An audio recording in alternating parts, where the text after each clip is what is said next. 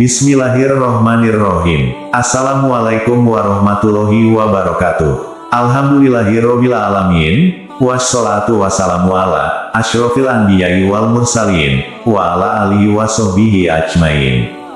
Sahabat YM 28 yang dimuliakan Allah. Neraka yang digambarkan dalam Al-Quran dan hadis, sungguh menakutkan dan mengerikan akan azab dan siksaan yang pedih, sehingga tidak ada manusia yang menginginkannya. Apalagi neraka adalah seburuk-buruknya tempat kembali. Allah berfirman, sebaliknya, bagi orang-orang yang tidak memenuhi seruannya, sekiranya mereka memiliki semua yang ada di bumi dan ditambah sebanyak itu lagi, niscaya mereka akan menebus dirinya dari azab Allah pada hari kiamat dengan hartanya itu. Mereka itulah orang-orang yang akan mendapatkan hisab perhitungan yang buruk, tempat kediamannya adalah neraka jahanam, dan itulah seburuk-buruknya tempat kediaman.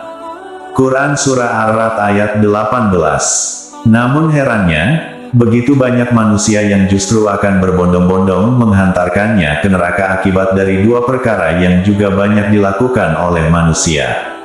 Perkara apa saja itu? Simak penjelasan lengkapnya dalam video ini.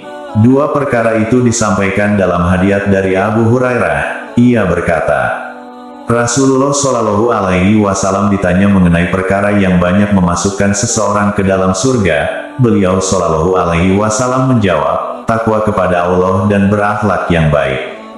Beliau ditanya pula mengenai perkara yang banyak memasukkan orang dalam neraka. Jawab beliau Shallallahu Alaihi Wasallam, perkara yang disebabkan karena mulut dan kemaluan. Hadis riwayat Tirmidzi nomor 2004 dan Ibnu Majah nomor 4246. Mengapa demikian? Berikut penjelasannya. 1. Perkara mulut atau lisan. Seperti kita ketahui bersama, perkara lisan ini sungguh banyak menyebabkan manusia terjerumus dalam dosa. Bahkan dosanya pun akan diperhitungkan di akhirat kelak, apabila kita tidak meminta kerelaan atau maaf dari orang yang tersakiti, akibat lisan yang kita ucapkan kepadanya. Lihat saja di dunia ini, begitu banyak orang yang mudah menyebarkan berita hoaks, bergibah, melakukan fitnah sana-sini, berdusta, bersumpah dan bersaksi palsu, mencaci maki, dan masih banyak lagi dosa yang mudah terlontar dari perkara mulut atau lisan ini. Ingatlah setiap kata yang diucapkan oleh lisanmu akan dicatat oleh malaikat pengawas, sebagaimana firman Allah. Tiada suatu ucapan pun yang diucapkannya melainkan ada di dekatnya malaikat pengawas yang selalu hadir. Quran Surah Kahf ayat 18. Salah satu doa yang termasuk dalam perkara mulut ini adalah ghibah, sebagaimana disampaikan dalam hadis dari Abu Hurairah radhiyallahu anhu. Rasulullah Shallallahu Alaihi Wasallam bersabda, tahukah engkau apa itu ghibah? Mereka menjawab, Allah dan Rasul-Nya yang lebih tahu. Ia berkata, engkau menyebutkan kejelekan saudaramu yang ia tidak suka untuk didengarkan orang lain. Beliau ditanya, bagaimana jika yang disebutkan sesuai kenyataan? Jawab Rasulullah Shallallahu Alaihi Wasallam, jika sesuai kenyataan berarti engkau telah menggibahnya. Jika tidak sesuai, berarti engkau telah memfitnahnya. Hadis riwayat Muslim nomor 2589. Dan dosa lainnya seperti dusta, mengingkari janji yang pernah diucapkan termasuk dalam golongan orang munafik. Hal ini disampaikan dalam dari Abu Hurairah radhiyallahu anhu.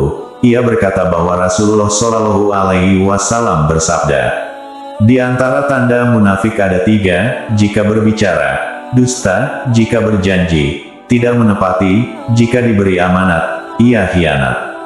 Hadis riwayat Muslim nomor 59. Dari Sufyan bin Abdullah As-Sakafi radhiyallahu anhu, beliau berkata, wahai Rasulullah, ceritakan, sampaikan padaku suatu hal yang bisa aku jadikan sebagai pedoman. Rasulullah Shallallahu Alaihi Wasallam bersabda, katakan, Rohku adalah Allah, kemudian istiqomahlah. Aku bertanya, wahai Rasulullah, apa yang paling engkau takutkan padaku? Beliau memegang lidah beliau, lalu menjawab, ini. Hadis riwayat Tirmidzi nomor 2410 dan Ibnu Majah nomor 3972. Oleh karena itu, Setiap muslim memoreksi diri dalam setiap tingkah lakunya, apalagi dalam perkara lisannya, yang begitu enteng mengucapkan sesuatu karena keluar dari lidah yang tak bertulang. 2. Perkara kemaluan. Perkara dosa dari kemaluan ini lebih dekat kepada perzinahan yang merupakan perbuatan haram yang dilarang Allah. Allah berfirman, "Dan janganlah kamu mendekati zina, sesungguhnya zina itu adalah suatu perbuatan yang keji, dan suatu jalan yang buruk." Quran Surah Al-Isra petik terbalik ayat 32. Namun, pada kenyataan yang banyak terjadi di zaman ini justru makin banyaknya praktek perzinahan baik yang terselubung maupun terang-terangan. Seolah-olah mereka tidak takut lagi akan ancaman dan azab Allah yang pedih. Lebih lanjutnya lagi, para wanita pun tak malu lagi mengumbar auratnya sehingga dapat mengundang syahwat kemaluan bagi laki-laki. Padahal Allah memerintahkan kita untuk menjaga kemaluan agar terhindar dan terjerumus dalam dosa zina yang menghantarkan ke neraka. Allah berfirman, "Katakanlah kepada orang laki-laki yang beriman, hendaklah mereka menahan pandangannya, dan memelihara kemaluannya, yang demikian itu adalah lebih suci bagi mereka, sesungguhnya Allah Maha mengetahui apa yang mereka perbuat." Katakanlah kepada wanita yang beriman, hendaklah mereka menahan pandangannya, dan kemaluannya, dan janganlah mereka menampakkan perhiasannya, kecuali yang biasa nampak daripadanya. Quran Surah ayat 30-31. Selain itu juga perzinahan ini dapat merusak moral masyarakat, bercampurnya nasab yang dilarang, menimbulkan penyakit, dan masih banyak lagi, sehingga ancaman hukumannya diterima di dunia maupun akhirat. Di akhirat kelak, banyak penghuninya yang diakibatkan dari kemaluan ini.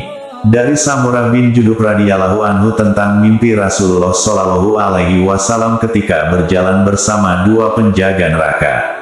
Maka kami pun berangkat, kemudian pergi mendatangi yang seperti tungku api. Ternyata di dalamnya terdapat kegaduhan dan suara-suara teriakan. Lalu kami melihat ke dalam, terdapat banyak laki-laki dan perempuan yang telanjang.